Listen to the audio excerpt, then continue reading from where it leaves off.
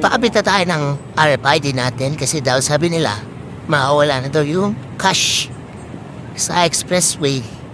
Kaya titingnan natin kung wala na ba talagang cash. Kaya ito, nagpakabit tayo ng RFID natin, north tsaka south. Ito north pa lang. Auto sweep. Thank you, sir. Yan, meron tayong card. So papakabit naman tayo sa Easy Trip. Dito, Easy Trip. Pakabit tayo, bayad lang natin dito 200. Yung 200 na binayad nyo dito sa Easy Trip tsaka Auto Swipe, niloload nila yan dun sa card mo.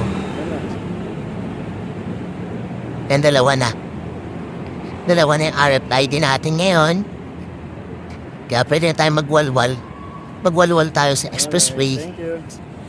Walwala na. Yan na. Dito na tayo. Pupunta tayo sa expressway ngayon. Titignan natin kung wala na ba talagang cash. Nandito tayo pipila sa cash kasi titignan natin kung aabutan siya ng papel. At titignan natin kung okay na yung camera nila. Kung na-scan na ba talaga nila maayos. Ay, nabinigyan siya ng papel. And ibig sabihin may cash pa talaga sa mga expressway. Ito, titignan natin kung okay na ba yung mga scanner nila. Yan, hindi tayo na baril.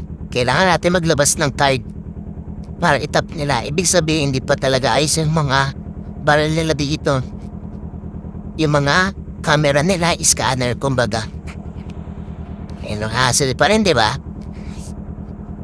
Ayusin nga na yan, mga sir. Tapos pagkabigay ni ate, card natin, syempre bibiro na naman tayo dito sa expressway. Yan na, birado tayo. Woo, sarap dito. O 30 minutes lang, nasa Maynila na tayo. Saglit lang natin to bibirain dito. Yan. Tapos nga pala, ito yung wag na wag nyo gagawin dito sa expressway. Ito yung nakalimutan mo pagpasok ko sa expressway. Ramdam na ramdam ko yung hangin talaga para ako nitutumba. May nakalimutan ako isang bagay. Dapat bago kayo pumasok na expressway, huwag niyong kakalimutan to. Ito, harap tayo ng gas station dito, itong Caltex. Aniinto muna tayo dito para gawin natin yung nakalimutan natin. Kasi pag hindi mo nagawa yun, hampas-hampas ka ng hangin dito. Sapul-sapul sa katawan mo. Yan o, naka-open yung jacket ko. Kaya ramdam na ramdam ko yung hangin. Hindi pwede yung ganyan dito sa expressway kasi ibang-iba yung hangin dito sa expressway tsaka sa service road. Yung sa expressway kasi grabe yung hangin, napakalakas. Kaya dapat lahat close. And close natin yan kasi delikado yan. Baka tamayin tayo ng hangin. Or itumba tayo ng hangin. Pero pag makaganyan na, tapos na close bar, visor. Okay na yan, hindi mo na gano'ng ramdam yung hangin.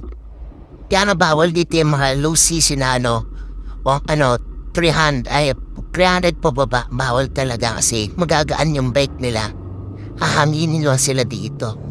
Ay hindi maintindihan ng ibang motorista na bakit na yung pag 100cc bawal sa expressway.